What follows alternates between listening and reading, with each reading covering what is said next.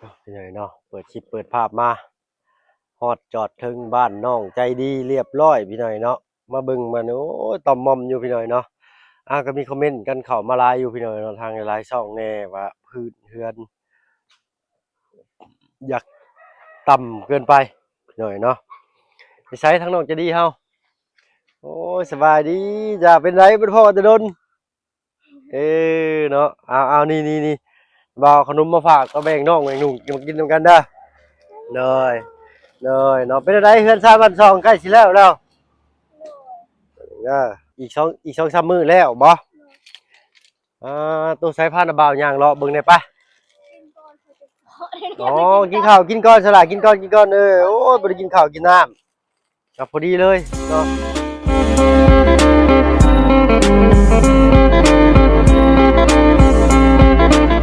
ทักทายเด้อพี่น้องเด้อเนาะกับทักทายสบายดีผู้ใหญ่ใจดีแล้วก็ FC เบิร์ดทุกท่านที่เข้ามารับมาชมช่อง YouTube บ่เพิ่งเคยไลฟ์คือเก่าเนาะห่างหายกันไปหลายมื้อบ่ค่อยได้ลงคลิปพี่น้อยเนาะเพราะว่า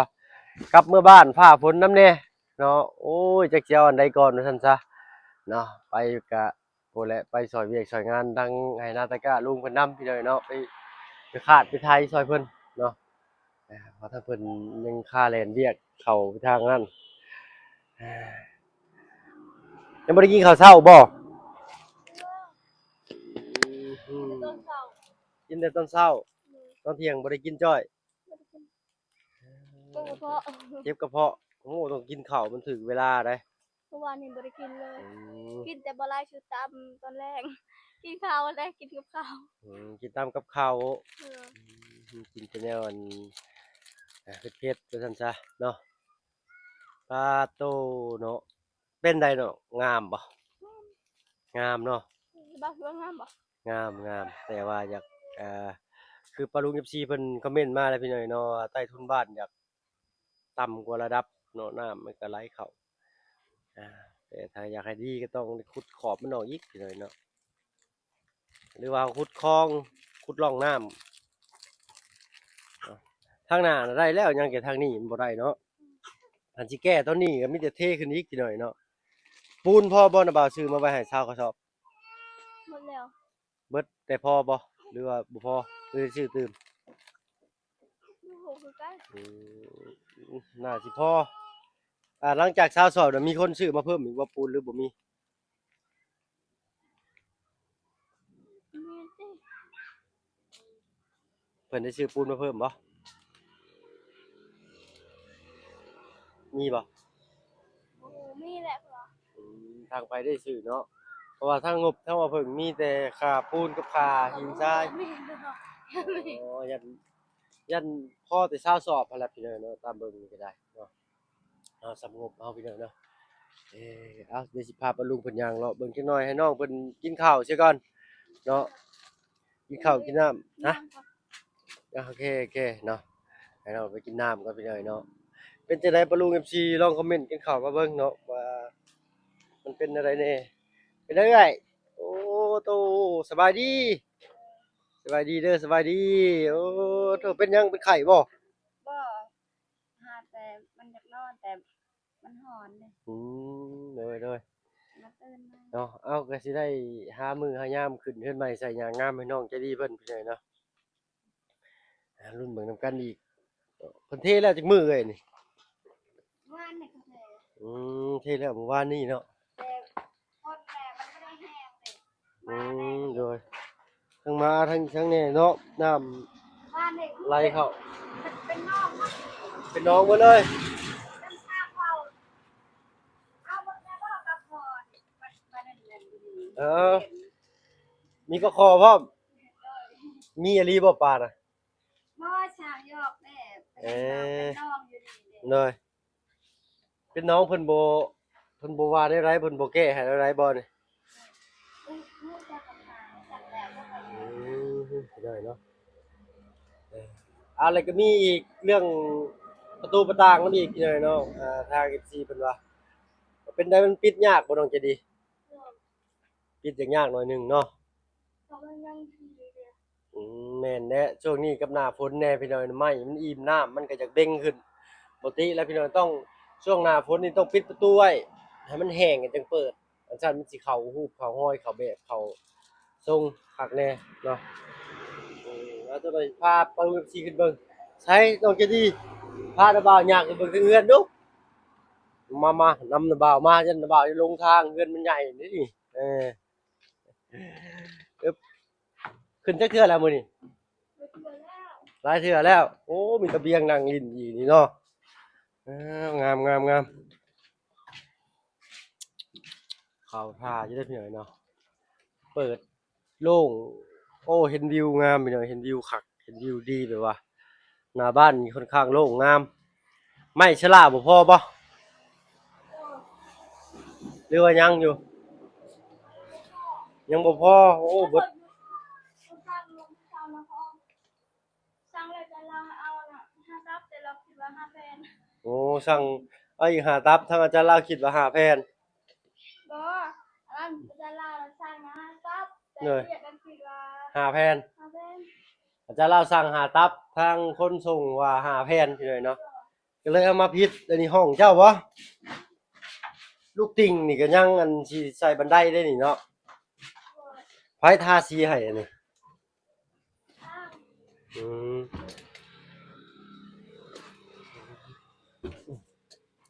อยากติดสีหน่อยหนึงเด้อพี่น้องเด้อสีอยากหนาโพดเนาะนี่นะเปิดออกเปิดเข้าก็น่าสิได้อยู่อันนี้โอเคได้อยู่พี่น้อยเนาะอันนี้มีแนวล็อกอันนี้ข้างในอีกพี่น้อยเนาะบ่ให้ประตูมันตีเวลาเราเปิดบ่ให้ประตูแตกบ่ให้ประตูเพไว้นี่นะจึ๊กเข้านี่โอเคเลยเนาะเป็นสีอึ๊บอือฮึเดี๋ยวให้สร้างเพิ่นมาเบิ่งให้ใหม่อีกเนาะเดี๋ยวเพิ่นสร้างเพิ่นบ่อยู่มื้อนี้เมื่อวานเพิ่นมาบ่ล่ะสร้างเมื่อวานนี่มา มาอยู่เนาะ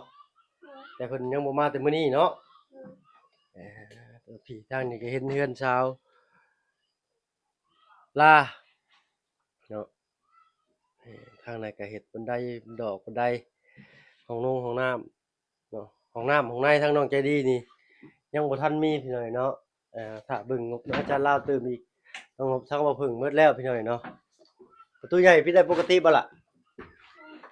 อือฮึเนาะเป็นอะไรเดี๋ยวไปเบิ่งช่วยกันดูเนาะ มันยังสีเลย มันติดสีอึ๊บอือฮึอ้าวล็อกในมีอยู่เทิงอยู่ลุมดีเด้อพี่น้องแม่นี่เพิ่นมีแนวยึดมุมไว้ประตูบ่โย้ยบ่ย่อยเนาะเดี๋ยวสิให้ทางช่างเพิ่นเบิ่งให้เติมอีกนะมันติดสีนำอันนี้น่ะเนาะอันนี้เป็นลูกบิดบ่แม่นเนาะเป็นประตูงามอันนี้เป็นห้องเจ้าเนาะน้องจะดีเนาะสายพาลูกมาพี่เบิ่งก่อนปึ๊บเป็นอีกห้องหนึงพี่น้องเนาะมีห้องไผเด้ห้องแม่กับห้องน้องต้องมันบ่หัวบ่เนาะฝนตก2-3มื้อกี้นี้มันบ่ได้ขึ้นมาเบิ่งบ่ม่วงบ่ได้หัว บ่ได้หัวเนาะถ้าว่าหัวแล้วบอกทีมงานเด้อเดี๋ยวให้สร้างเพิ่นแก้ให้เนาะตอนเพิ่นยังอยู่นี่นะอือฮึอือฮึเออเนาะก็สิประมาณนี้พี่น้องเนาะมันติดสีเด้อพี่น้องเด้อเนาะเอาลง FC ก็ได้ติดสีหน่อยหนึงเนาะเรื่องประตูประต่างนี่พอสิแก้ไขได้อยู่แต่เรื่องพื้นข้างล่างนี่ติเจ้าเอ้ยมันได้แล้วไปแล้วนะมาบ่ทันพี่น้องเนาะก็สิยากแน่ใช้ได้ยินข่าวว่าบ่มีเงินใช้บ่เบิดแล้วบ่เงินบ่มีเลยเนาะเก็บกำไว้ เมื่อวานนี่เป็นฮะ เมื่อวานนี่เป็นเสียง เย็บชิ้นเมื่อวานนี่เย็บเรียบร้อย เป็นแสดงไป2คนก็ได้ยิง ไปกับน้องแต่งจริง2คนใครเป็นคนขับบัดนี้ โอ้ย จะขับรถอันตรายเด้หลายเนาะหักไปไปใกล้ๆนี่อยู่สมุนอยู่สมุนก็อัดอยู่บ้านดงก็เขาอัด บัดดงเพิ่นปิดอยู่สมุนก็ปิดก็เลยไปทอดชายแดนเลย ห้า6มือพุ่นอยู่มาลองแม่ อืมฮึยิบชิ้นงามมาเรียบร้อย พร้อมใส่ขึ้นเฮือนใหม่ใส่หยังงาม งามระบำขี้ร้ายผู้จริงผู้เฒ่า โอ้ยสีนั่นแหละงาม บอกมันเป็นเฮ้ยคือยังไงก็เห็นงูรถเหยียบนะสีเขียวสีเหลือง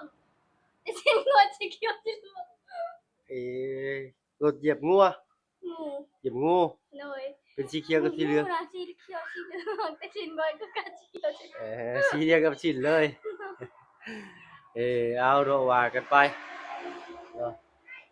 แล้วก็ยังบันไดบาดเนาะไม้น่าสิพออยู่พี่น้อยเนาะจักมื้อน่ะบ่ได้พ้อกันเฮานี่จำได้บ่ตั้งแต่วันที่6แม่11หรือ12โอ้6มื้อพอดีพี่น้อยเนาะขึ้นมาเราก่อนก็6มื้อลงมาอยู่บ้านก็6มื้อโตปะลุง FC ที่ว่าลืมไล่กันแล้วบ่จักพี่น้อยเนาะเอาจังได๋ลงคลิปไปก็ติดตามรับชมนำเด้อพี่น้องเด้อเนาะเพื่อได้ค่าขนมนมเนยให้น้องอินเตอร์เพิ่น เอ่อคือเห็นนั่นแหละพี่น้อยในช่วงนี้ก็ได้ยอดวิวแต่ละผู้แต่ละคนมานำลุงจันทร์พี่น้อยเนาะรอบนี้บ่ไหวแล้วพี่น้อยเนาะซื้อไถน้ำมันรถมื้อละ100กว่าบาทบ่ไหวพี่น้อยเนาะน้ำมันแพงหลายเอายังบ่แล้วยังน้อยหนึงเนาะป้าลงมาเลาะเบิ่งตารางนำอีกน้องบ้านนี้เนาะลูกตงลูกติ่งคือว่าโอเคงามมันดังบันไดอือฮึฮึบเดี๋ยวเพิ่นทาสีอีกเนาะอีกทางนี้ก็ได้ไม้แป้นนี่เหลืออยู่3แผ่นเฮ็ดเตียงเฮ็ดตั้งเฮ็ดเตียงก็ได้เด้เฮ็ดโต๊ะกินข้าวกินหยังอะนะเนาะโต๊ะไปกินต้มข้าวพี่น้อยเนาะ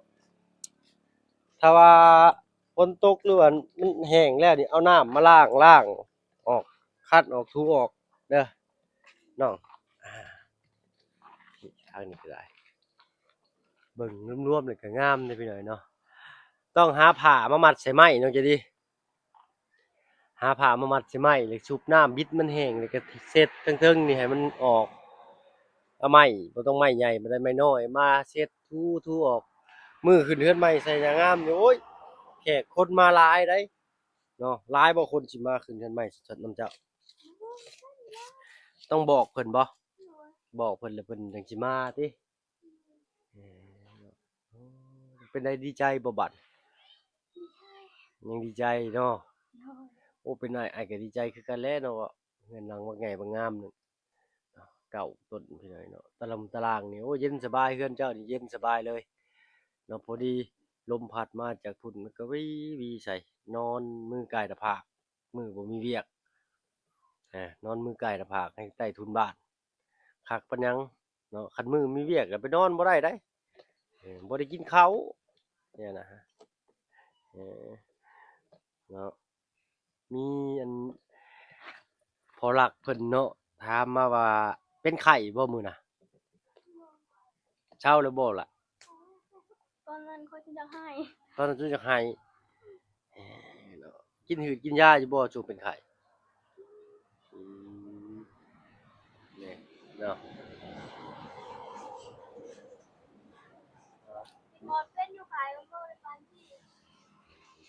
ฮะว่าแต่ก่อนเป็นอยู่ขายมันบ่เป็นแบบนี้เป็นหนักเลยรอบนี้ติ โดนจนจักลมเอเป็นวินเฮ้ยกินข้าวกินน้ำบ่ตรงเวลาเนาะเออพื้นเฮือนนี่ก็เอ้ยเพิ่นซื้อปูนมาเพิ่มอีกบ่บ่ได้บ่เนาะเด้อพ่อแม่น้องก็ซื้อได้อยู่ปูนซื้อมาให้20กระสอบเบิดพอดีเนาะ20สอบเนาะได้ปูนนี่20สอบ40 บาทแล้วฮะอาจารย์ว่า40 บาท40ปลายสอบโอ้เทจักเช่นน่ะนี่อ่าส่งเพื่อเขามาพูดเนาะตอนน้องเมื่อนเพื่อน้องพามาแม่นใช่เป็นหลานตอนข้อยเมื่อน่ะเพิ่นเอามาอีกบ่อืมน้องซื้อมาให้ตอนนั้นนั่นเทื่อหนึ่งกับหินทรายแล้วก็เอามาให้อีกได้เทื่อหนึ่งตอนให้บ่าวบุญแกมาให้นั้นแล้วน้องก็เมื่อหลังจากหันแล้วก็เอามาอีก ส่ปูนลายพอสมควรได้อยู่เลยเนาะอืมเออเอาก็ตามงบพี่น้อยเนาะนำมาฝึกมีอยู่ส่ำนั้นก็ซื้ออุปกรณ์เครื่องตามนั่นแหละหน้างานเพิ่นพี่น้อยเนาะมาให้เพิ่นแต่มันบ่พอสงสัยถ้าอาจารย์ลาวเพิ่นซื้อมาเพิ่มให้อีกเนาะเพิ่นเอาเบิด40กระสอบติโอ้โตโหดหลายเติบพี่น้อยเนาะหลายๆต้องใช้นาพอแล้วเด้อนี่เนาะเออ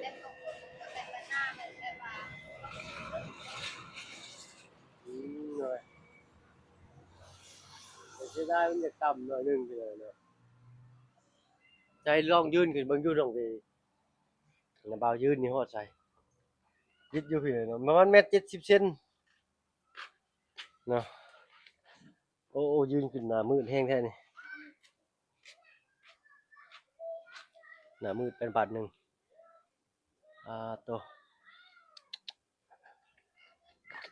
ใช่ประตูประต่างนี่ทั้งสร้างเพิ่นว่าสิแก้นั่นแหละเพิ่นบ่ได้ว่าแนวแก้บ่หรือว่าปะไอ้ชีมันแห้งมันสิก็เซาหายมัน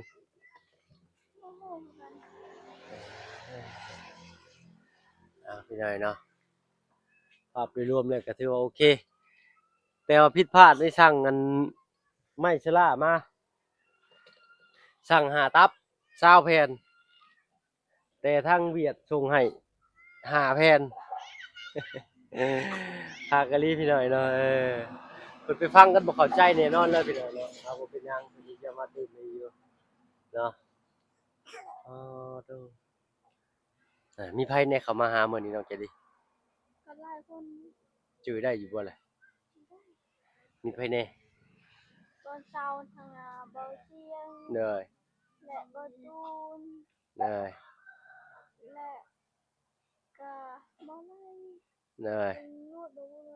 ป้า เบิดไปเนาะตอนบ่ายมีทางบาบุญสารวัตรแล้วก็ทางอาจารย์ลาวเพิ่นติโอ้โธ่เนาะมื้อใดขึ้นเฮือนเพิ่นแจ้งเพิ่นบ่บ่ได้แจ้งบ่ฮู้กันยังบ่ฮู้คือกันแล้วกันพี่น้อยเนาะว่าได้ได้บ่ฮู้ฮอดมื้อขึ้นเฮือนซับเดี๋ยวสิให้ปารุ FC เพิ่นบอกมื้อบอกวันเนาะมื้องามยามดีให้ขึ้นก่อนเข้าพรรษาเด้อพี่น้อยเนาะถ้าเข้าพรรษานี่สิขึ้นเฮือนขึ้นศาลงานตรงงานแต่งบ่ได้เด้อเพิ่นว่านะจักสิยามใดถ้าฟังมื้อนั้นกันอีกพี่น้อยเนาะอืมเอาโรงเรียนไปไสเด้โรงเรียนนี่เนาะอยู่เพื่อนน่ะเหนื่อยเอ้าเนาะก็ประมาณนี้พี่น้องถ้ามาเพิ่งมาอัปเดตเนาะจะได้ก็ฝากติดตามรับชมเด้อพี่น้องเด้อเนาะเอ้าเนาะเป็นกำลังใจให้สู้ๆขึ้นเรือนขึ้นศาลมื้อใดก็บอกกันเด้อบ่แม่ บอกเนาะโอเคทางนาบ่าวไปทางอื่นก่อนเนาะพบพ้อกันคลิปหน้าสำหรับคลิปนี้สบายดีจ้ะเอ้าอยู่ดีมีแรงเบิดทุกผู้ทุกคนพี่น้องเนาะถ้ามาเพิ่งก็สิขอตัวลำลาก่อนพบพ้อกันคลิปหน้าพี่น้องเนาะสำหรับคลิปนี้ไปแล้วพี่น้องสบายดีจ้ะ